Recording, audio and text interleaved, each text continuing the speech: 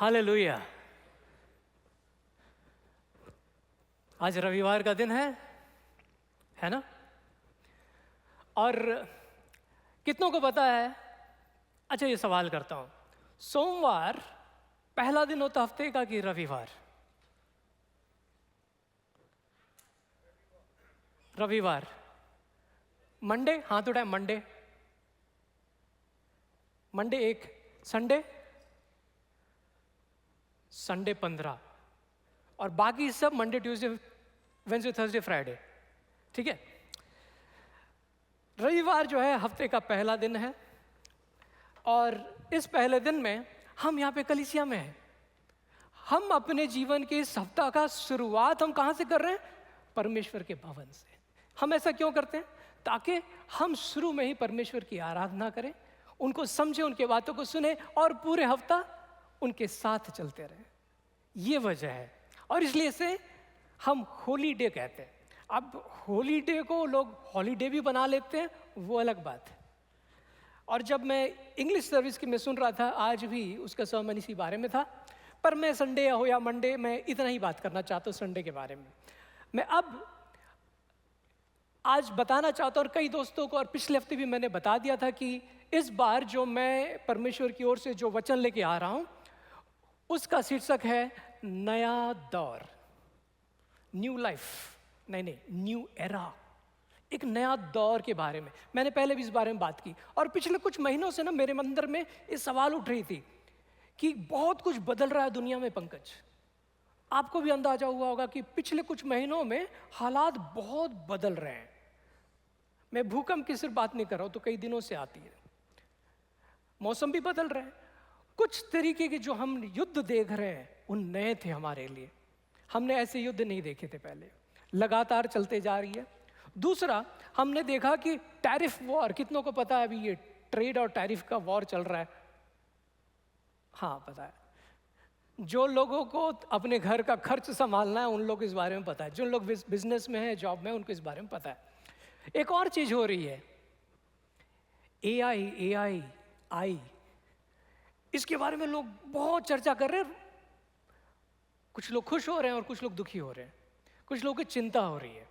अब चाहे आपको दुखी हो इस बारे में, खुश हो आप, बात तो है कि AI चर्चा का विषय है।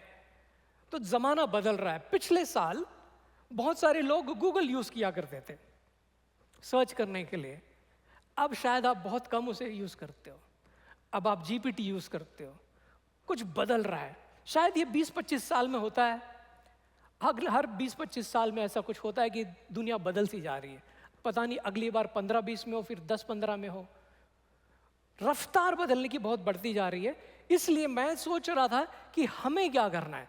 और जब कुछ नया होता है ना, हमें डर लगने लगता है कि क्या ऐसा कुछ हो रहा है जिसकी तैयारी मुझे करनी चाहिए और मैं नहीं कर रहा हूं, तो शायद मैं पीछे रह जाऊंगा, शायद मेरी नौकरी चली जाएगी, शायद अब मेरी जरूरत नहीं रहेगी। कैसा भी महसूस होता है, कुछ नया चीज, नया जगह जाते हो तो चिंता होती है ना, कहाँ जाएंगे, कहाँ रुकेंगे, कहाँ खाएंगे। खासकर आपके साथ जब परिवार हो, आपके साथ लोग हो, तो आपको चिंता होती है।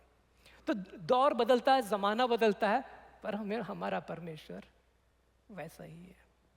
हमारा परमेश्वर नहीं बदलता, क्योंकि इब्रानियों के 13:8 में लिखा है, यीशु मसीह कल और आज और सदा एक सा है। Jesus Christ is the same yesterday, today and forever. आइए हम आज के इस परमेश्वर के वचन की शुरुआत करने से पहले अपने आंखों को बंद करें और इस विश्वास के साथ हम ये प्रार्थना करेंगे। मैं चाहूंगा कि अपने स्थानों पे खड़े हो जाए। आज चलना फिरना, खड़ा होने का कुछ बात, मैंने चलने की छड़ी भी लेके आई है। अपने स्थानों पे खड़े हो जाएं। अब प्रार्थना करते हैं। प्यारे पिता, हम धन्यवाद करते हैं इस रविवार के दिन आपने हमें ये सुविधा दी कि इस कलीसिया में, इतनी अच्छी भवन में हम आकर आपकी स्तुति और आराधना कर पाते हैं। आपकी उपस्थिति को हम यहाँ समझ पा रहे, देख पा रहे, महसूस कर पा रहे। प्रभु, इसके लिए हम धन्यवाद करते हैं।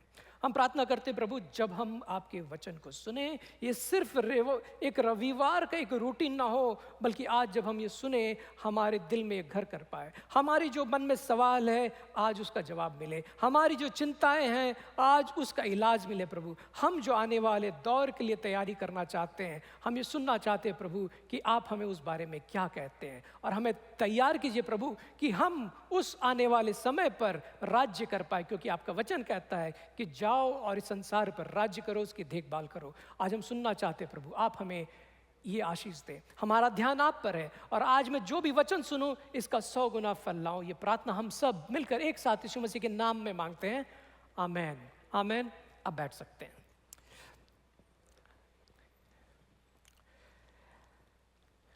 जब नई पुरानी की बात होती है ना, तो सबसे पहले मेरे अंदर ये बात आई थी, कुछ कोविड से पहले की बात है। मुझे लगा कि जिम जाना मेरे लिए बहुत ज़रूरी है, क्योंकि अब शरीर इधर उधर फैल रहा है, जहाँ पे उसे नहीं फैलना चाहिए वहाँ फैल रहा था। तो मैं गया, कुछ महीने मैंने जिम में एक्सरसाइज की, जो भी आता था वो करता रहा। तो वहाँ पर जिम का कोच था, वो कुछ महीनों के बाद आता है और बोलता है, पंकज तुम जब जिम में आए थे, जब तुम्हारा था जैसा, और अब बिफोर और आफ्टर वाली फोटो होती ना, आपने देखा होगा सोशल मीडिया पे बिफोर आफ्टर। तो मुझे कहा कि तुम अपना बिफोर आफ्टर फोटो भेजो। मैं मन में सोचने लगा, जब से मैं आ रहा हूँ कुछ तो बदला नहीं है, जैसा था वैसे ही हूँ मैं, इसको क्या बिफोर आफ्टर। तो मैं बोला कुछ बदले तब तो दिखाओ।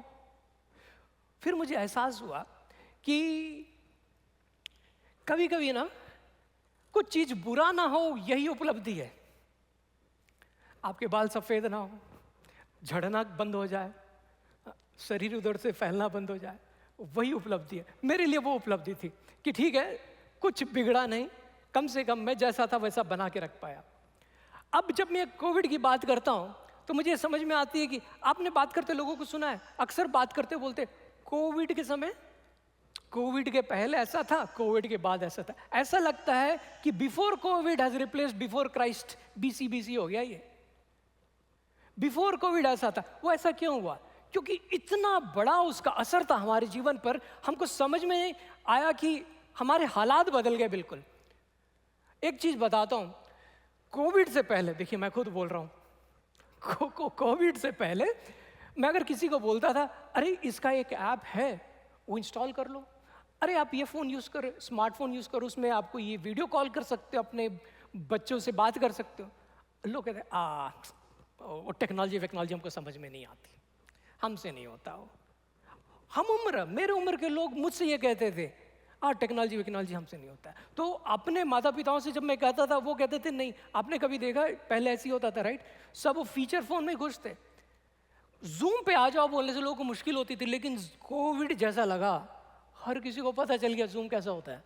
नानी दादी सब अब व्हाट्सएप पे है। आजकल तो बच्चों के साथ साथ बुजुर्ग भी दिन भर, उनका अकेलापन दूर हो गया इससे, यूट्यूब और ये सब दिखता है। वो लोग वीडियो कॉल कर पा रहे हैं, राइट? अपने बच्चों के साथ बात कर पा रहे हैं, जब अकेलापन हो कुछ देख लेते हैं। अब टीवी की उतनी जरूरत नहीं रही, यूपीआई के पेमेंट्स कर लेते हो। कितनों ने पेमेंट्स यूज किया, यूपीआई के पेमेंट्स, फोन पे, पेटीएम। आजकल तो लगता है कि कैश रखने की जरूरत नहीं है, बस उस सिस्टम कभी फेल ना हो जाए, आपका बैंक अभी ऑफलाइन है, ऐसा ना हो जाए, तब तक सब कुछ ठीक है। लोग ये सारी चीज करते हैं, और खासकर मैंने देखा है कि बड़े लोग जो उम्र में ज्यादा है वो भी इसे अपनाए। तो फर्क क्या था? मानसिकता की थी। कोविड के समय में हमारे पास और कोई रास्ता नहीं था, तब हमने इसको अपना लिया, है ना? जब हमारे पास कुछ नहीं था तब अपना, जब हमें आराम था तब हम वहीं पे थे। ऐसे ही मैं कलीसिया में भी कई बार कई लोगों को देखा हूं, जब उनकी जरूरत होती है तो बहुत दिखते हैं कलीसिया में, बहुत प्रार्थना कराते हैं, लेकिन जब जरूरत पूरी हो जाती है। क्विक कॉमर्स किसी ने यूज किया है? 10 मिनट में, ये जो होता है ना ब्लिंकिट, जोमैटो, स्विगी, ये लोग आजकल 10 मिनट वाले भी शुरू किए हैं, वो भी चीजें हो गई है। तो बहुत सारी बदलाव देखा हमने, और एक नया बदलाव आ रहा है। तो मैं इसलिए आज का शीर्षक रखा हूं, नया दौर। कुछ नया हो रहा है, और बहुत कुछ नया हो रहा है। इससे आपके ऊपर असर पड़ेगा, आपकी नौकरी पे, आपके बच्चों पे असर पड़ेगा। आपके बच्चे आजकल बाहर खेलने नहीं जाते हैं, उनको फोन पे ही खेल मिल गया। तो जो पेरेंट्स हैं उनको समझ में नहीं आ रहा है कि इसका मैं क्या इलाज करूं। एक बात याद आई, 2 हफ्ते पहले की बात है। मेरी वाइफ रोशनी और मेरे बच्चे, उन्हें स्टेशनरी बहुत पसंद है। खासकर मेरा छोटा बेटा अभी संडे स्कूल में है, उसको स्टेशनरी कलेक्ट करना बहुत पसंद है। जैसे लोगों को शौक होता है ना, तो उसे भी पसंद था। तो एक बार वो शॉप पे गए और उसे कुछ लेना नहीं, बस ऐसे ही खरीदना उसको, उसका शौक है खरीदना। तो वो पेंसिल के कलेक्शंस के एरिया में गया, तो बहुत सारी पेंसिल्स रखी हुई थी और वो बड़ी देर तक सोचा ये लूँ वो लूँ। फिर उसने बताया अच्छा ये जो नीचे में रखा हुआ है ना, ये चाहिए। तो जो असिस्टेंट थे शॉप की, उसने कहा कि ठीक है मैं निकालती हूँ, और उसको निकालने में दिक्कत हो रही थी। तो रोशनी ने पूछा मेरे बेटे से कि तुम्हें यही पेंसिल क्यों चाहिए, ऐसी क्या खास बात है? तो बोला इससे ना मेरा होमवर्क बहुत जल्दी हो जाएगा। अच्छा, मैंने ऐसा क्या हो जाए? वो बोला कि नहीं ये अपने आप लिख देगा। बोली रोशनी उसकी माँ, ये बताए कि ऐसा कोई पेंसिल नहीं होता अपने आप लिख देगा, आपको पहले पढ़ना होगा, याद करना होगा, फिर आपको लिखना होगा। तो बोला नहीं मम्मी, आप पेंसिल की फोटो दिखा सकते हैं। मम्मी ये पेंसिल जो है ना, ये AI पेंसिल है। तो उसकी माँ ने बताया ये AI नहीं है, A1 पेंसिल है ये। बच्चों तक को पता है कि अब क्या हो रहा है AI की दुनिया में, तो अगर आपको नहीं पता है तो चिंता की बात है।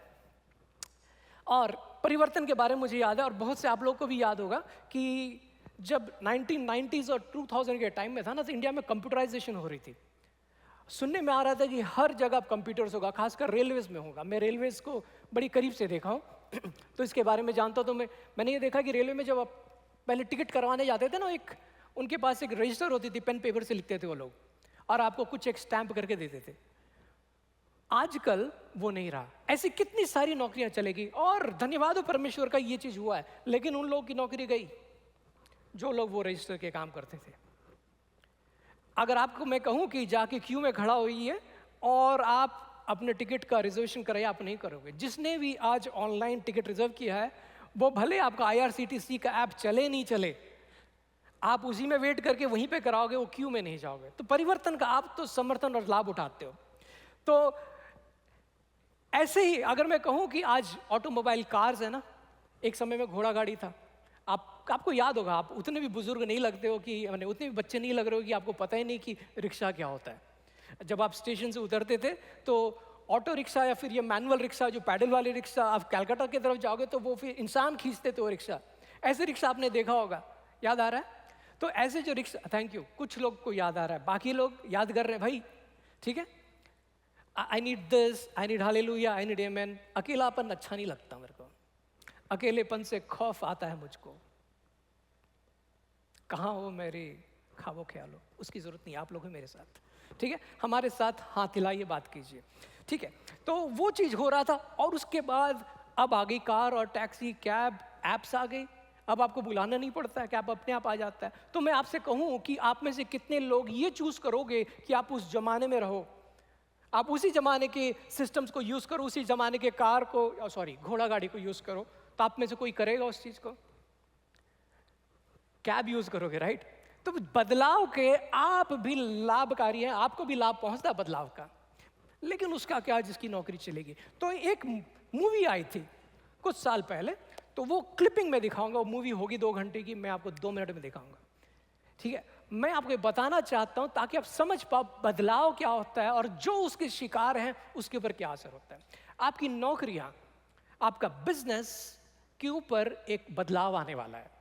आपके पास 2 रास्ते हैं, या तो उस बदलाव का विरोध करें, जैसे रेलवेज में होता था। जब कंप्यूटराइजेशन होने की बात हुई ना, सब लोग स्ट्राइक और ये हड़ताल होती है ना, बंद, ये करने लगे।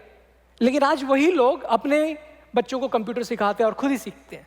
तो बदलाव का आप विरोध ना करें, बदलाव परमेश्वर की ओर से है, उसके साथ चले। तो अगर ये क्लिपिंग रेडी है तो मैं आप सबको ये दिखाना चाहूंगा।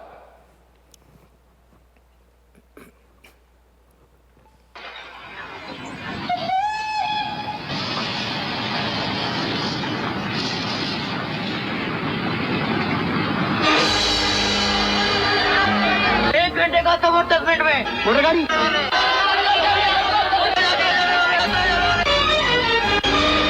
अरे हम उसकी गाड़ी को आग लगा देंगे। क्यों, क्या बात है? सुनो बाबू, क्या ये मोटर गाड़ी आपने मंगाई है?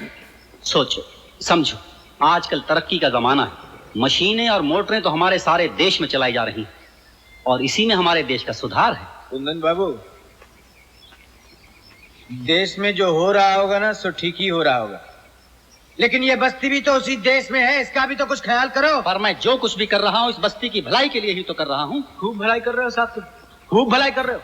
इधर तुमने मशीन लगा ली, उधर कारखाने वाले सब बेकार हो गए, भूखे पेट बस्ती छोड़ के जाना पड़ा उनको। और अब तुम मोटर गाड़ी ले आए हो ताकि हम तांगे वाले भी निकले सब बाहर। क्यों? ओहो, मुश्किल तो यह है कि तुम लोग कुछ भी नहीं समझते। जब पेट की रोटी और जेब का पैसा छिन जाता है ना तो कोई समझ नहीं रह जाती आदमी के पास। लेकिन आपकी लारी रहने से हम सबका नुकसान है। बेचारे दूर दूर से आते हैं, आने जाने में उन्हें तकलीफ होती है। लारी रहने से उन्हें आराम मिलेगा और वो जल्दी पहुंच जाया करेंगे। पेट कट जाएगा इसका आपको कोई ख्याल नहीं है। 100 आदमियों के लिए अब ये बढ़ता हुआ देश रुकेगा नहीं। अरे पर हम कब कहते हैं बाबा के देश रुक जाए? हम कब कहते हैं? हम तो कहते हैं कि अगर देश बढ़ रहा है तो हम लोगों को भी कुछ आप लोग आगे बढ़ाओ। आप तो उल्टा हमको मारने की फिक्र कर रहे हो। अरे तो बढ़ो ना भाई, बढ़ो। मैं कब कहता हूं ना बढ़ो? ले जाओ टांगा उड़ा के मोटर गाड़ी से आगे। किसने रोका है?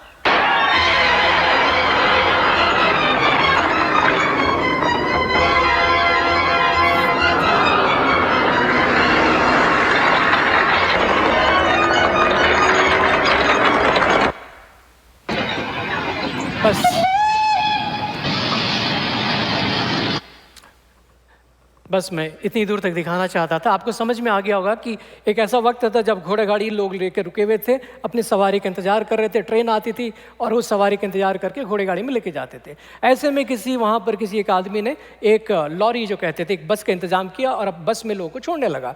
लेकिन उस वजह से लोग अब घोड़े गाड़ी में नहीं बैठते, इसलिए ये लोग विरोध करने लगे, हमारे परिवार का क्या होगा, हम कैसे चलेंगे। तो उस आदमी ने कहा कि ज़माना बदल रहा है, देश बदल रहा है, तुमको भी इसके साथ चलना है। लेकिन बाद में वो दो लोग रेस करते हैं और मूवी में तो खैर घोड़ा गाड़ी जीत जाता है, लेकिन ये हकीकत में नहीं होगा। आपका घोड़ा गाड़ी वक्त से नहीं जीतेगा और यही चिंता का विषय है। इसी वजह मैं आज आपके सामने ये बात लेके आया हूँ कि आपको यही बताना चाहता हूँ कि जब आप तैयारी कर रहे हो तो ऐसी क्या बातें हैं, आप ऐसी क्या तैयारी कर सकते हो और इसकी शुरुआत आप कहाँ से करोगे। तो ये वक्त रहते मैं आपको बता देना चाहता हूँ कि आपको तैयारी करना है, समय बदल रहा है। तो आपको मैं 3 कदम बताऊंगा। कितने? ऐसे ऐसे मैं या 3। तो पहला कदम वो है कि आपको समझना है कि आप जहां पर हो वहीं से शुरुआत कीजिए। इसलिए मैं आपको शमगर, एक किरदार है बाइबल में जिसका नाम सुनते ही आप भूल भी जाते होंगे, आपने पढ़ा है इसके बारे में, लेकिन इस 1-2 लाइन ही उसका जिक्र किया गया है। न्यायों के 3 अध्याय के 31 वचन में लिखा है उसके बारे में। ये लिखा है, एहुद द्वारा इस्राएल के लोगों की रक्षा हो जाने के बाद, यानी किसी ने इस्राएल की रक्षा की, उसके हो जाने के बाद एक अन्य व्यक्ति ने इस्राएल को बचाया। उस व्यक्ति का नाम शमगर था। क्या था? शमगर। और वह अनाथ नामक व्यक्ति का पुत्र था। इतना ही जिक्र हो रहा है। और एक सुनिए, शमगर ने चाबुक का उपयोग 600 फिलिस्ती व्यक्तियों को मार डालने के लिए किया। बस इतना ही कहा है। शायद 5वें अध्याय में थोड़ा सा और जिक्र है बस। तो एक ऐसा आदमी का जिक्र होता है जो कि चाबुक, वो क्या किसान था। एक किसान के पास हल होता है और अपने बैल को चलाने के लिए एक चाबुक होता है ना, जिसे मारते हैं, कुछ 2-3 मीटर का होगा, सिर्फ वो था उसके पास। आप इसी के सहारे उसने 600 आदमी को मार डाला। अगर आप कहो किसी के पास तलवार था, उसने उससे मारा, तो मैं समझ सकता हूँ तलवार से मारने के लिए कितना लगता है। 2-3 बार तलवार अगर सही से चल गया तो इंसान की मौत हो जाएगी। लेकिन चाबुक से कैसे मारोगे? कम से कम 30-40 लगेगा तब कुछ होगा उसका, अब पता नहीं। लेकिन उससे उसने 600 लोगों को मार डाला। उसके दुश्मन थे 600 लोग, उनको मार डाला। और उसका जिक्र यहां पे हो रहा है। लेकिन आज आप सोच रहे हो कि आपके पास क्या है। मैं तो कहीं गांव में रहता हूं, मैं तो स्कूल में पढ़ा भी नहीं हूं ढंग से, मैं तो 10वीं पास भी नहीं हूं। या फिर आप 10वीं पास हो या फिर आप PhD किए हो, बोलेगी इसका मेरे उस स्किल का अब जरूरत नहीं है, बहुत पुराना बात हो गया। अब अपने आप को जब सामना करते हो नई चुनौतियों का, उस वक्त आपके मन में ये बात आती, शायद मैं इसके काबिल नहीं हूं। मैं इसी डर से आज बात करने के लिए आया हूं आपके सामने में। आपको जो चिंता होती है कि नहीं मेरे पास कमी है इसलिए मैं ये नहीं कर पाऊंगा, मैं इसके खिलाफ बात करने आया हूं। इसके लिए मैं आपको आज उजागर करने आया हूं कि अपने हालात को ना देखे। आज आप जहां हो, खासकर जो इसे ऑनलाइन देख रहे हैं, आज आप जहां हो, दूर हो, कहीं पे भी हो, आप वहीं से शुरुआत कीजिए। इंतजार मत कीजिए कि एक दिन ऐसा आएगा जब वो बदलेगा, तब मैं कुछ करूंगा। आज ही वक्त है और इसी वक्त आपको इस बदलाव के लिए आगे बढ़ना है। आप बहाने ना बनाएं, मुझे नहीं आता है, मैं गांव का, मैं पढ़ा लिखा हूं, मुझे यहाँ की भाषा नहीं आती है, मैं नहीं बोल पाता, जमाना बदल गया है। जो आपके पास है वो काफ़ी है, और आज इस चीज़ को मैं साबित करूंगा, आपको विश्वास दिलाऊंगा कि जो आपके पास है वो काफ़ी है। मूसा के बारे में आपने सुना है, वो आप जानते होंगे, तो मैं संक्षिप्त में बताता हूं। एक बार वो रेगिस्तान में था और निर्गमन के 3 अध्याय के 2 पंक्ति में लिखा है उस वक्त का कहानी। ये ध्यान से सुनिए इस बात को। कितने लोग का ध्यान है यहाँ पर? ध्यान मैं ऐसे जानना चाहता हूँ। ओके, बाकी ध्यान दे, दौर बदल रहा है। बाद में ये ना कहना है मुझे किसी ने नहीं बताया था। साल के शुरुआत में मैंने आपसे कहा था कि आपको अपनी प्रार्थना पुस्तिका का इस्तेमाल करना है। मैं हाथ नहीं खड़ा करने बोलूँगा अगर आप कर रहे हो कि नहीं कर रहे हो। मैंने ये भी कहा था कि बाइबल रीडिंग रोज करनी है।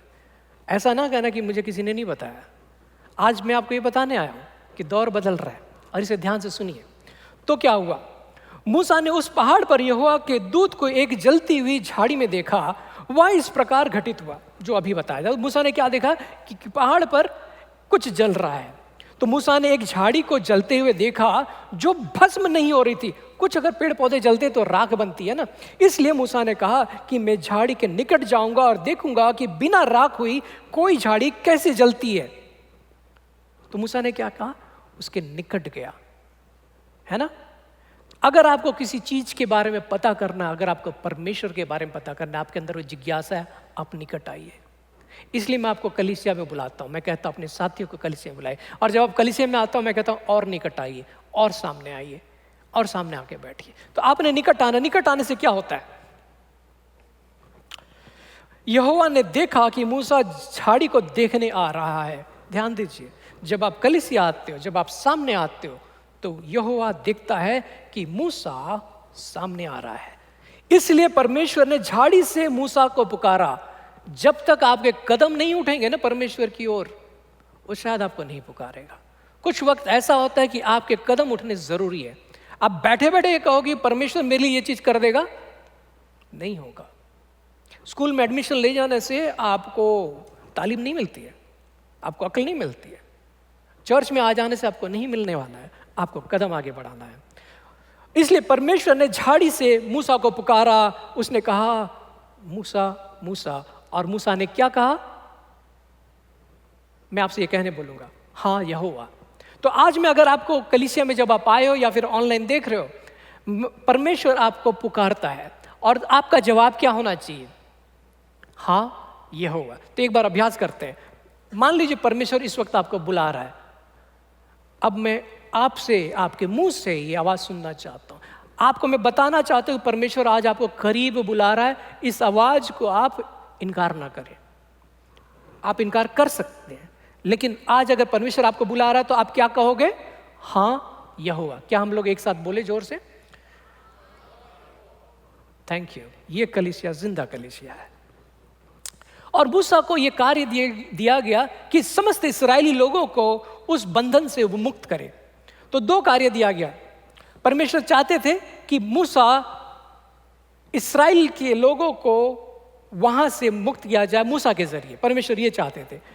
मैं आपको ये बताता हूं, जब परमेश्वर आपको बुलाता है ना, और आपको ये परमेश्वर कहता है कि आपकी जो तकलीफें हैं उसके इलाज के लिए, उससे आपको बाहर निकालने के लिए, उस बंधन से आपको बाहर निकालने के लिए परमेश्वर बुलाता है। और जब भी परमेश्वर बुलाता है, आपको 2 बातें सोचनी है। मैं उनके लिए क्या कर सकता हूं और वो मेरे लिए क्या करना चाहते हैं।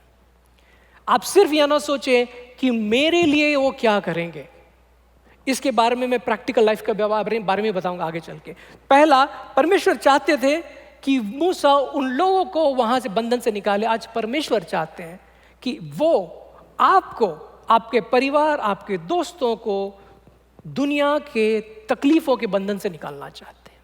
जो डर में आप जी रहे हो, जो इनसिक्योरिटी फील कर रहे हो कि क्या होगा पता नहीं, इस डर से परमेश्वर आपको आज बाहर निकालना चाहते हैं। आपको डर है कि आपका सेहत खराब हो रही है, आपको डर है कि डॉक्टर ने आपको कुछ कहा है जिसका शायद आमतौर पे इलाज नहीं है। बड़े बड़े नाम ले लिए उसने कह दिया किडनी में स्टोन है, उसने कह दिया कोलेस्ट्रॉल बढ़ गया, उसने कह दिया कि कैंसर हो गया है। लेकिन परमेश्वर आज आपको बुला रहा है कि तुम मेरे पास आओ और मैं तुम्हारे लिए इलाज करूंगा। आपको कहना है हाँ यहोवा। परमेश्वर के पास हर उस मुसीबत का हल है और आप परमेश्वर आज आपको एक नए दौर में लेके जाना चाहता है और मैं सुनना चाहता हूं हाँ यहोवा। इस पुकार को आप ना में ना रखें। अब मैं आता हूं उस बात पे जो कि आपको प्रोफेशनल लाइफ में इस्तेमाल करना चाहिए। ये बहुत बड़ा सीक्रेट है, लोग अक्सर नहीं बताते। आप जब जहां पे भी काम करते हो ना, आप कोई नौकरी करते हो या कोई बिजनेस करते हो, आपका मकसद क्या होता है? अंततः कुछ पल के बाद, महीने के बाद आपको तनख्वाह मिल जाए, यही आपकी काम होता है। तो आपको जो जिम्मेदारी दी गई है आप उसे पूरा करना चाहते हो ताकि अंत में आपको खुशी खुशी आपका मजदूरी या जो काम किया उसका पैसा मिले। अगर आप इतना ही करते हो तो आपको पैसे मिलते रहेंगे।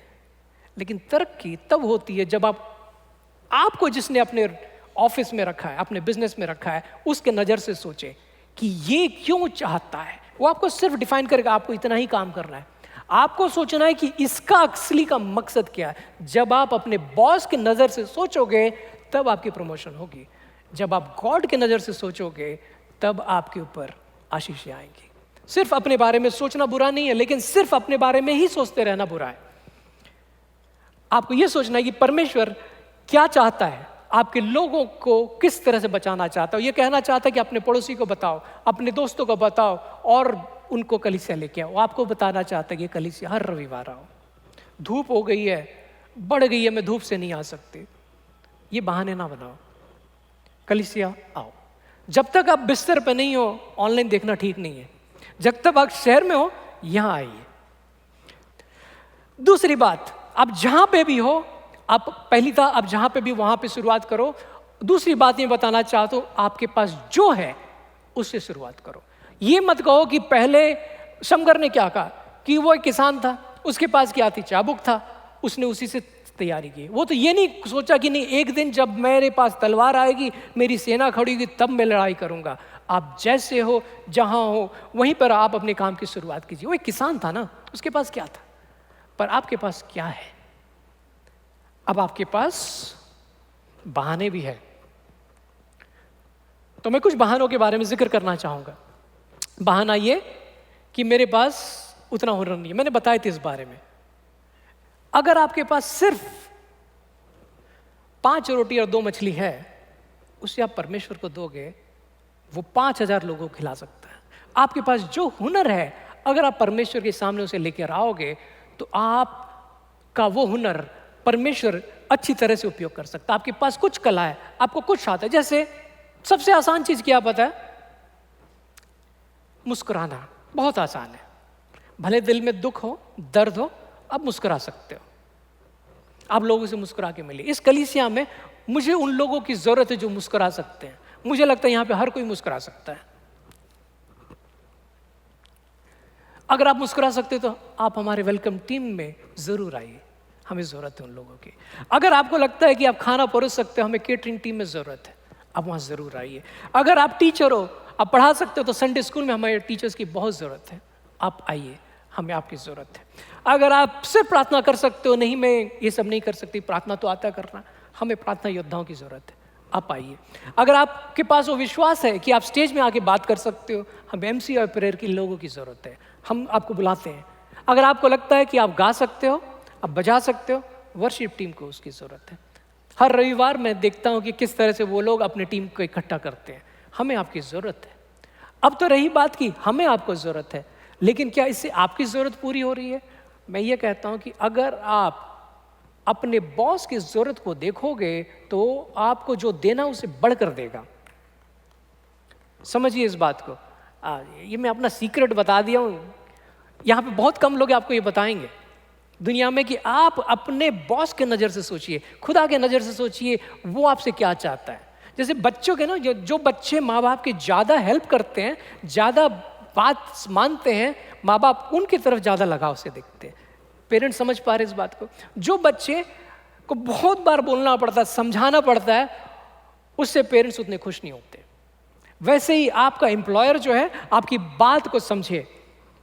अब मैं आता हूं एक और शमगर के साथ साथ मैं मूसा के बारे में बात करना चाहता हूं, तो इसलिए मैं निर्गमन 4:1 से पढ़ना चाहता हूं।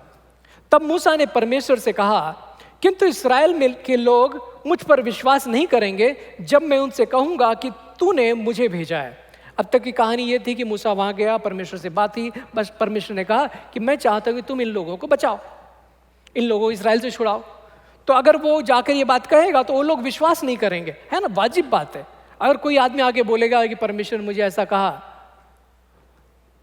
तो यहोवा ने आगे पढ़ता हूं मैं, किंतु इस्राएल के लोग मुझ पर विश्वास नहीं करेंगे जब मैं उनसे कहूंगा कि तूने मुझे भेजा है।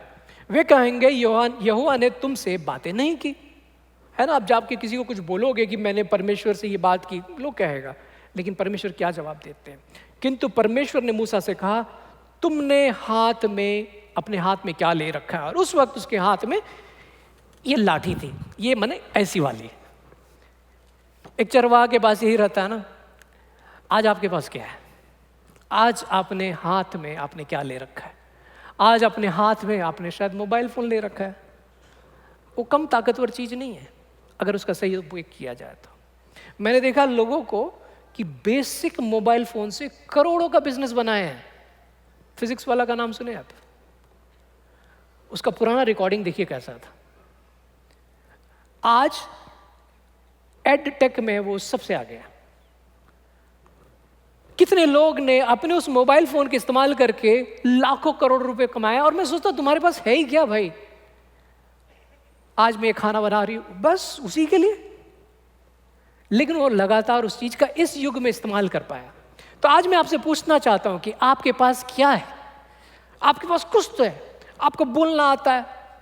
कुछ लोग बोलते हैं मुझे फाइनेंशियल ब्रेक थ्रू चाहिए, मुझे पैसे चाहिए, पैसे चाहिए, पैसे चाहिए, और बड़ी कंपनी में बड़ी जॉब का इंतजार करते रहते हैं। बड़ा प्रोजेक्ट आए तो करेंगे, लेकिन छोटा प्रोजेक्ट जो चालू हो तो उससे शुरुआत कीजिए। नहीं मैं बड़े स्कूल की टीचर बनूंगी, प्रिंसिपल बनूंगी, ट्यूशंस पढ़ा लो, पैसे आ जाएंगे, थोड़े कुछ एक्सपीरियंस हो जाएगा। कुछ लोग ये कहते हैं कि नहीं मुझे कुछ काम नहीं आता। अरे भाई ड्राइविंग आता हो आप कर लो, ड्राइविंग कर सकते हो, आप कुछ नई चीजें सीख सकते हो।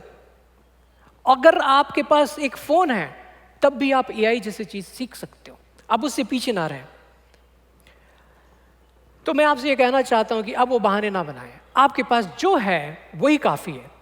आप ये ना कहें कि नहीं मेरी संघर्ष बढ़ती जा रही है, मैं नहीं कर पाऊंगा। और मैं आपको बता दूं हमारी कलीसिया में बहुत सारे ऐसे लोग हैं जो आपकी मदद कर सकते हैं। अगर आपको जरूरत है किसी की सलाह की कि मुझे क्या पढ़ना है, क्या करना है, आप हमसे बात कीजिए, हम उनसे कनेक्ट करा देंगे। हमारे कलीसिया में लॉयर्स हैं। अगर आप अपने माहौल में अपने चीज़ों में आप संघर्ष कर रहे हो, आप लीगल केस में फंसते जा रहे हो, तो कुछ लॉयर से कनेक्ट करा देंगे। कुछ डॉक्टर्स है, आज ही हमारे डॉक्टर की सूची निकली थी, उन डॉक्टर से आप मिल सकते हो फ्री में, बड़े बड़े हॉस्पिटल के डॉक्टर्स हैं। वैसे ही अगर आपको कुछ डिजिटली कुछ हेल्प चाहिए, मीडिया में कुछ हेल्प चाहिए, हमारे पास लोग हैं जो बड़ी बड़ी कंपनियों में काम करते हैं, वो यहाँ पर आपकी मदद करेंगे। आप अकेला ना समझे अपने आप को। अगर आपका व्हाट्सएप हैक हो गया है, सावधान रहिए, आजकल व्हाट्सएप हैक बहुत होता है। अगर आपका व्हाट्सएप हैक हो गया है, क्या करना है? सबसे पहले उसके हैक ना हो इसकी तैयारी कर लो आप। एक का हैक हुआ, कई के हैक होते, उसमें अभी नहीं जाऊंगा। लेकिन अगर आप डिजिटल अरेस्ट में फंसते जा रहे हो, अगर आपको डिजिटल अरेस्ट के बारे में अभी बताना नहीं चाहूँगा, लेकिन अगर आप किसी भी ऐसे समस्या में फंस रहे हो, अकेला ना रहें, हम आपके साथ हैं, ये परिवार आपके साथ है। कोई खुश है इस बात से कि परिवार है? यार मैं खुश हूँ कि आप मेरे साथ हो, मुझे कभी भी ज़रूरत पड़ेगी तो आप आओगे। हालेलुया। आपको ज़रूरत पड़ेगी इस कलीसिया के लोग आएंगे। और मैं चाहूँगा कि उस फोन से आप कलीसिया की भी मदद करें। आप अपने बारे में तो किए ही, अब मैं ये कहना चाहता हूँ उस फोन से आप डिजिटल इवेंजलिज्म कर सकते हो। जब आप एक पोस्ट देखते हो इस चर्च के या किसी चर्च का, इसका या किसी और ने कहा है मसीह के बारे में, आप उससे पोस्ट कीजिए। उतना तो आप कर सकते हो ना, उस पर मैं किसी के बारे में बुराई तो नहीं कर रहा हूँ। यहाँ पे कुछ इवेंट हो रही है, संडे सर्विस हो रहा है, या किड्स कन्वेंशन होने वाली, ऑनलाइन प्रेयर होने वाला है, इन सब चीज़ को आप प्रमोट कीजिए। हाँ आप नहीं आओगे ठीक है, आपको कुछ काम है, लेकिन आप प्रमोट करो, दूसरे को तो भेजो। इस तरह से अपने पड़ोसियों को बताओ। ये जो छोटा सा काम आप समझ रहे हो ना, सोशल मीडिया में एक लाइक और शेयर करना, हमारा सोशल मीडिया में लाइक और शेयर करना अलग बात है। हम आत्माएं बचाते हैं, हम लोगों को बचाते हैं। बाकी जगह के वीडियोस को अगर सोशल मीडिया के बाकी चैनल्स को अगर लाइक और सब्सक्राइब करोगे तो आप उनको बढ़ाते हो सकता है अच्छे चैनल से, पर यहाँ पर हम लोगों को मसीह के बारे में बताते हैं। आप अपनी तरफ से कम ये इवेंजलिज्म ये तो आप कर सकते हो। अब मैं अपनी आखिरी बात पे आना चाहता हूं। निर्गमन के 7वें अध्याय में 10वें वचन में यह लिखा है, इसलिए मूसा और हारून फिरौन के पास गए और यहोवा की आज्ञा का पालन किया। यहोवा ने कहा कि तुम उनके पास जाओ। हारून ने अपनी लाठी नीचे फेंकी। मैं ये लाठी इसलिए लाया था ताकि फेंक के दिखाऊं मैं आपको, ठीक है। उसने ये लाठी ली और लाठी नीचे फेंकी। फिरौन और उसके अधिकारी के देखते देखते लाठी सांप में बन गए। नहीं, उस वक्त बना था, अभी नहीं बन रहा है, ठीक है। इसलिए फिरौन ने अपने गुणी और पुरुषों और जादूगरों को बुलाया। तो फिरौन जो है वो चुप नहीं बैठा, बोला ये क्या, मेरे पास भी कई सारे लोग हैं, मैं उन्हें बुलाता हूं। इन लोगों ने अपने रहस्य और चातुर्य का उपयोग किया और वे भी हारून के समान कर सके, यानी उन्होंने भी लाठी फेंकी और वो भी सांप बन गया। तो ये सोचते थे यार हमारे पास तो चमत्कारी चीज है, हम जब गए दुनिया में फिरौन के सामने में वो भी कर डाला। उनका कॉन्फिडेंस थोड़ा डगमगाया, लेकिन बात यहाँ खत्म नहीं होती, आगे बात को सुनिए। उन्होंने अपनी लाठियां जमीन पर फेंकी और वे सांप बन गए, किंतु हारून की लाठी ने उनके लाठियों को खा डाला। ये परमेश्वर की ओर से, तालियां हो जाए इसके लिए। जो लाठी आपके पास है, जो चमत्कारी चीज को परमेश्वर ने आपके ऊपर दिया है, अगर आप उसका इस्तेमाल करेंगे, जैसे कि आपको जो आता आप उसको लेकर आप जाते इंटरव्यू के लिए, आप जाते बिजनेस चालू करने के लिए, लेकिन आपसे ज्यादा समझदार लोग हैं, आपसे ज्यादा इंटेलिजेंट लोग हैं, आपसे ज्यादा मार्क्स लाए हुए लोग हैं, आप उनसे कंपीट करने जाओगे तो उनके पास भी ऐसी चीज होंगी जो कि वो भी करेंगे आपसे कंपीट, वो भी सांप बनवा लेंगे। लेकिन परमेश्वर आपके साथ होगा तो आप उनकी लाठियों को खा जाओगे, आपको वो चीज मिलेगी। इसलिए मैं कहता हूं कि परमेश्वर की इस बात को सुने और उनके साथ चले। मैं चाहूंगा कि वर्शिप टीम थोड़ी देर में यहां आ जाए। ये मेरी आखिरी पॉइंट है। आखिरी बात, पहली बात मैंने ये कहा कि आप जहां पर हो इंतजार ना करो। आप जहां पर हो, ऑनलाइन वाले मैं आपको बताना चाहता हूं, आप जहां पर हो उसका इंतजार मत करो कि एक दिन मैं बड़ी जगह पे पहुंचूंगा तब मैं करूंगा। आपको वहीं से करना है जहां पर हो। और दूसरी बात मैंने ये बताई, आपके पास जो है आप उसी का इस्तेमाल करें। आपके पास इस वक्त जो हुनर है, इंतजार ना करें बड़ी चीजों का। अब तीसरी बात, और ये कॉम्बिनेशन बड़ा अजब है, तीसरी बात यह है कि आप अपने उद्धार को समझें और उसका उपयोग करें। Understand your salvation and use it. हमें उद्धार मिल गया, जैसे कि यार मैं पीएचडी कर लिया, यूज करो उसको। कोई मतलब नहीं होता आपके उद्धार का अगर आप उसका इस्तेमाल नहीं करते। जैसे कि उद्धार से क्या होगा, आप अपने पापों से मुक्त हो गए, आप वो गिल्ट में नहीं रहे, आप वो शर्म नहीं रहा आपको, आप बार बार शैतान की उस बातों पे नहीं आते कि नहीं तू तो पापी है, तेरे से नहीं होगा, तू तो पापी है, तेरे से नहीं होगा। वो सारी चीजों से आप निकल गए। आप किसी को उद्धार समझाना जरूरत है कि मैं सोचता हूं कि आपको पता है क्या होता है, तो उतना आपको पता है। उसके आगे चलते हैं। ये नेक्स्ट, ये हाई स्कूल का बात है, प्राइमरी स्कूल हो गया अभी। तो उससे निकलने के बाद में जब आपको उद्धार मिलती है ना, तो ये जो आपके पास बाइबल है, ये बाइबल बिल्कुल उसके प्रतीक है। जैसे कि देश का एक संविधान होता है, उसका कानून होता है, हम इस बाइबल के अधीन हुए। इसमें जो लिखा है आपके ऊपर लागू होता है। इसमें कुछ नियम कानून लिखे गए हैं, आपको उस नियम कानून का इस्तेमाल करना, उसको मानना है। इसमें कुछ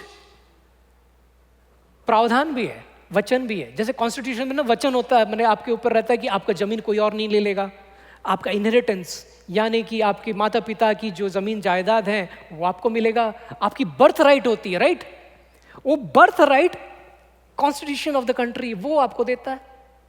वहां इंडिया के पास अपना लॉ है, वो आपको देता है इस चीज के लिए। ये मसीहों का ये कॉन्स्टिट्यूशन है, ये आपका लॉ है। आप जब प्रार्थना करें इसका इस्तेमाल करें। आप सिर्फ अपनी जरूरतों को लेके जाओगे तो आम लोग भी तो जरूरत की बात करते हैं। आप में और आम लोगों में जो मसीह को नहीं जानते, उसमें फ़र्क क्या है?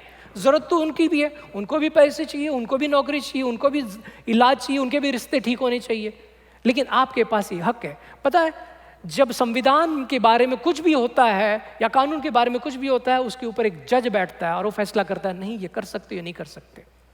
ये कानून के ऊपर भी है, देश के कानून के ऊपर भी है। वैसे ही मैं आपको बताना चाहता हूं, जैसे ही आपको बर्थ राइट देता है ना, इंडियन कॉन्स्टिट्यूशन बर्थ राइट देता है, वैसे ये आपको बॉर्न अगेन राइट्स देता है। आपके पास वैसे हक नहीं था, आप बॉर्न अगेन हुए इसलिए आपको ये हक मिला। और जब आप इस चीज को समझें, तब जैसे कि मैं इस साल के शुरुआत में आपसे कहा, आज मैं आपको फिर से याद दिलाना चाह रहा हूं, क्योंकि वक्त बीतता जा रहा है, आपका ध्यान भटक गया होगा। मैं आपको फिर से याद दिलाना चाहता हूं प्रार्थना पुस्तिका के बारे में। शायद आप इसका इस्तेमाल नहीं कर रहे हैं, पर गवाही है इस बात की कि अगर आप इसका इस्तेमाल कर रहे हो, आप इसमें अपने प्रार्थनाओं को लिखो, और साल के अंत में हम देखेंगे कि कैसे परमेश्वर आपकी सारी चीज़ों का उत्तर देता है। एक नई बात आज बताता हूँ, सिर्फ प्रार्थना लिखने से नहीं होगा, आप उस प्रार्थना के साथ साथ ना वहाँ पे लिखो कि कहाँ लिखा हुआ है कि मेरी जो ज़रूरत है परमेश्वर ने वचन दिया है कि वो पूरा होगा। परमेश्वर कहता है कि मांगो और तुम्हें बुद्धि दी जाएगी, तो जब आप बुद्धि मांगते हो ना, उस वचन जेम्स 1:5 को लिखो वहाँ पे। जब आप कहते हो कि मेरी शादी होगी, परमेश्वर मुझे संतान चाहिए, कहाँ लिखा है इसमें कि तुमको संतान मिलेगा? ढूंढो और उसके अपने प्रेयर के बगल में वो लिखो।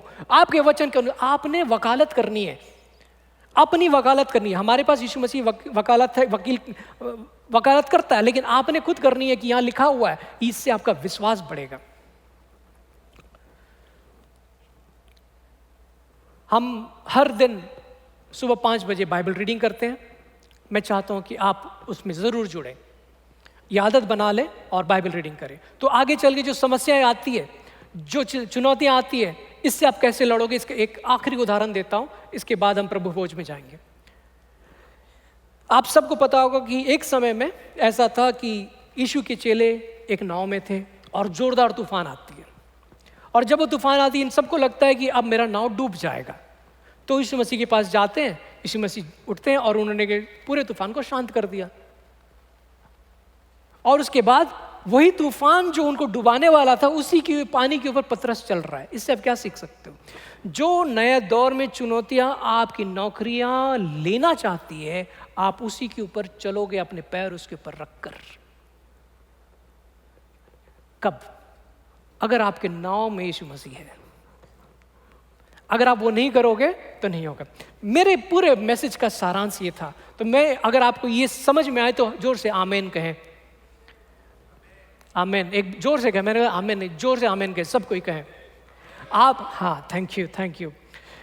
अब हम अपने जीवन में परमेश्वर को अपने साथ रखें, हमें उनके बारे में हमेशा याद रखना। और आज जब इस रविवार का, इस महीने का पहला रविवार है, हम प्रभु भोज में उनको याद करते हैं। तो आइए अब हम आगे बढ़ते हैं। प्रभु भोज में हम उनके साथ प्रभु भोज करेंगे। तो मैं चाहूँगा कि अशर्स प्रतीक के तत्व लेके आएँ, और यदि आपके पास ये ना हो तो अपने हाथ को खड़ा करें, वो आपके पास ये लेके आएंगे। मैं चाहूँगा वर्शिप टीम मौजूद प्लीज़। या मैं इसके बारे में बता दूं कि ये हम इसलिए लेते हैं ताकि हम यीशु मसीह का स्मरण कर पाएं।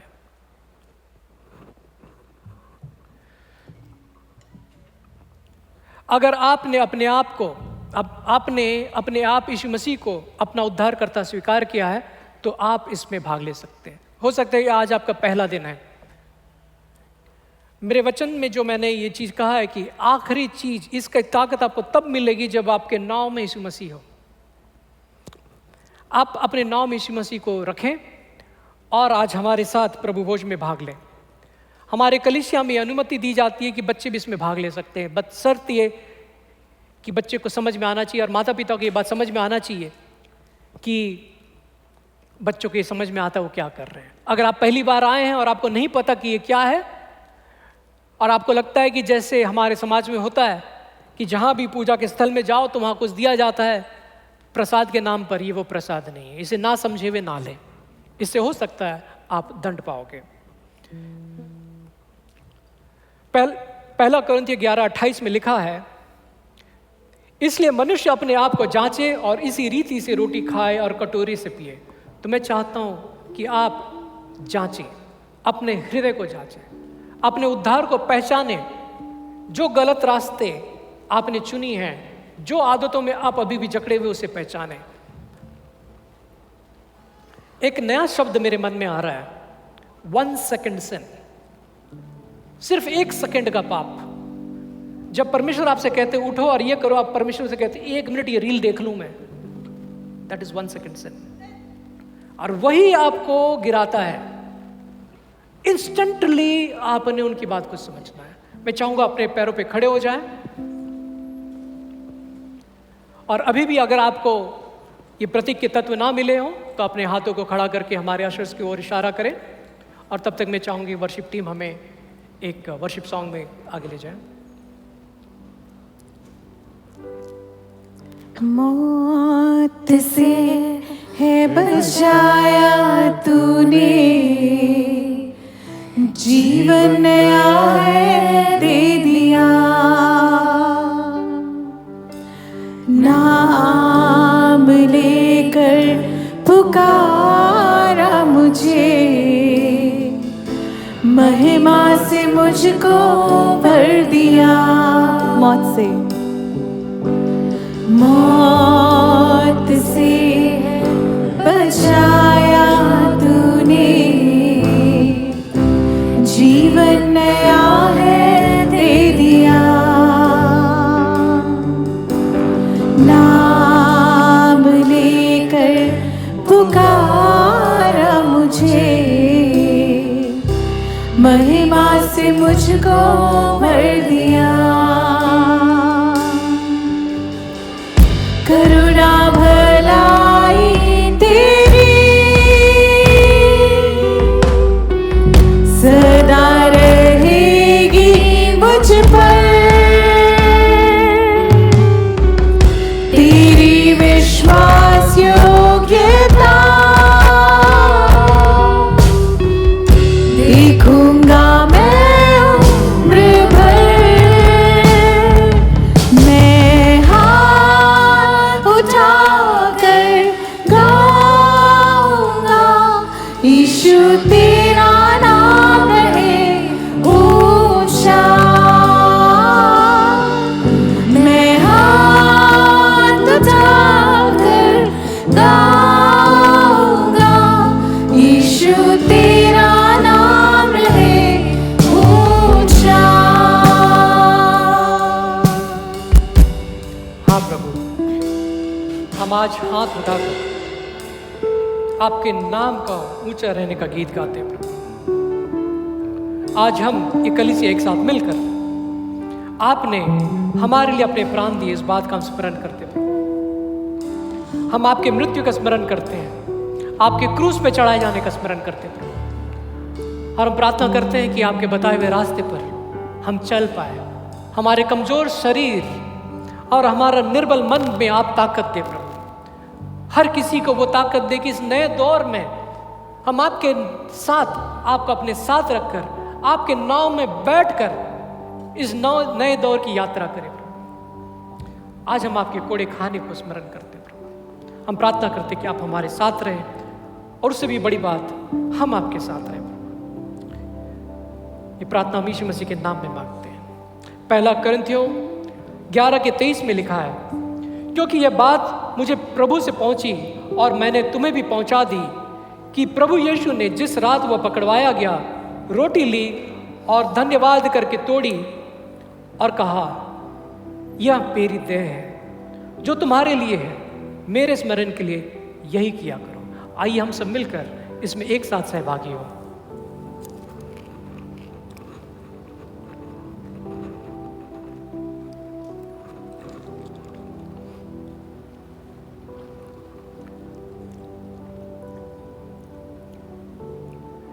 पहला कुरिन्थियों 11:25 में लिखा है, इसी रीति से उसने बियारी के पीछे कटोरा भी लिया और कहा, यह कटोरा मेरे लहू में नई वाचा है, जब कभी पियो तो मेरे स्मरण के लिए यही किया करो।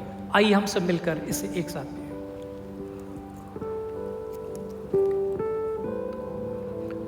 अंततः एक प्रार्थना करेंगे। मैं चाहूंगा कि आप, जब हम ये प्रार्थना करें, आप उस बात का स्मरण करें आपने अभी उनके शरीर और उनके लहू को खाया और पिया है, तो यीशु मसीह के साथ रहते हुए प्रार्थना करें और समझते हुए कि प्रभु आज से आप क्या कह रहे हैं। आइए हम प्रार्थना करते हैं। अपनी आंखों को बंद करें। प्यारे पिता परमेश्वर, हम आपकी उपस्थिति में जो आए हैं और आज आप इस कलीसिया में जो हमारे साथ थे, इसके लिए हम धन्यवाद करते हैं प्रभु।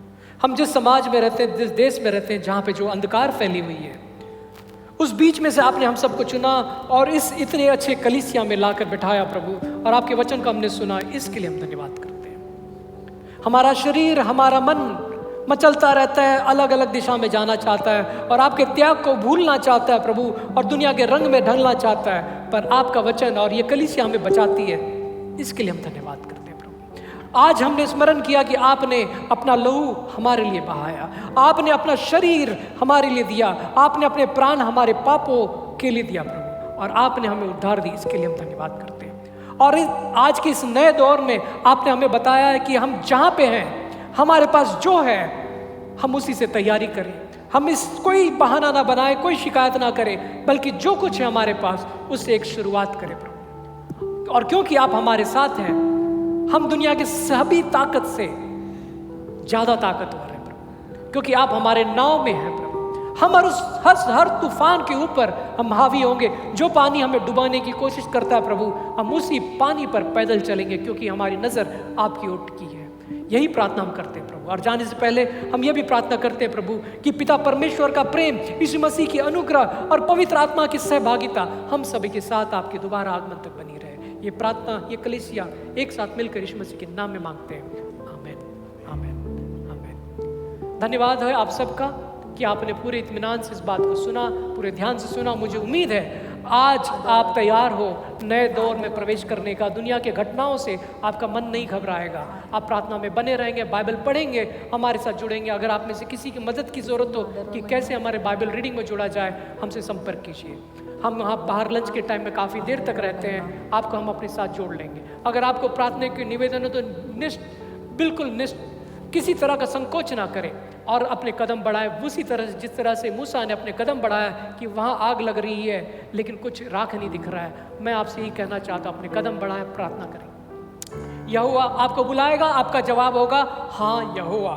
यहोवा आपसे कहेगा ये बंद कर, वो शुरू कर, आप एक सेकंड रुको नहीं कहोगे, आप तुरंत उसे बंद करोगे और दूसरी चीज जो यहोवा आपको कहता है वो करोगे। आपको कलीसिया में मदद मांगी जा रही है आपसे कि आप वेलकम टीम में, वर्शिप टीम में, मीडिया में, केटरिंग में, यहाँ एमसी प्रेयर के लिए आपसे कहा जा रहा है कि आप आगे बढ़े। आप जो कुछ कर सकते हो वो कला परमेश्वर को पहले दें, क्योंकि मैंने ये बात बताया कि जब आप अपने बॉस की बात को समझोगे, उसकी नज़र को समझोगे, तो आपको बढ़कर आपकी तरक्की होगी। आपके निजी जीवन में आप बढ़ जाओगे। दुनिया की कोई ताकत आपके सामने फीकी पड़ जाएगी। आपकी लाठी दुश्मन की लाठी को खा जाएगी। ये परमेश्वर का वचन है। और आज से हम मई के महीने का शुरुआत करते, 4 महीने बीत गए और मैं आपके साथ रहूंगा। आप हमारे साथ बने रहिए। अगले रविवार 12:30 बजे यहाँ पर जरूर आइए। धूप हो, बारिश हो, आप यहाँ रहनी चाहिए। हम आपके साथ मिलेंगे। बाहर हम फेलोशिप लंच करते हैं, ये फ्री है। हम आपके साथ फेलोशिप करना चाहते, बातचीत करना चाहते। हम चाहते कि आप भी एक दूसरे के साथ बातचीत करें। अपने पुराने गुटों को छोड़े, नए दोस्त बनाएं। एक दूसरे को अपने बारे में बताएं, आप क्या करते हो और आपकी क्या तकलीफ है। एक दूसरे से प्रार्थना करें और भाईचारे में बने रहें। यहाँ पर हम चाहते कि आप कोई संकोच ना करते हुए यहाँ आए और प्रार्थना करें। ये कलीसिया आपके लिए अगले रविवार को फिर खुली रहेगी। तब तक के लिए जय मसीह की। आदर और महिमा हो तेरी, तू ही हमारा खुदा। पूरी हो तेरी मर्जी, आए तेरा राज यहाँ।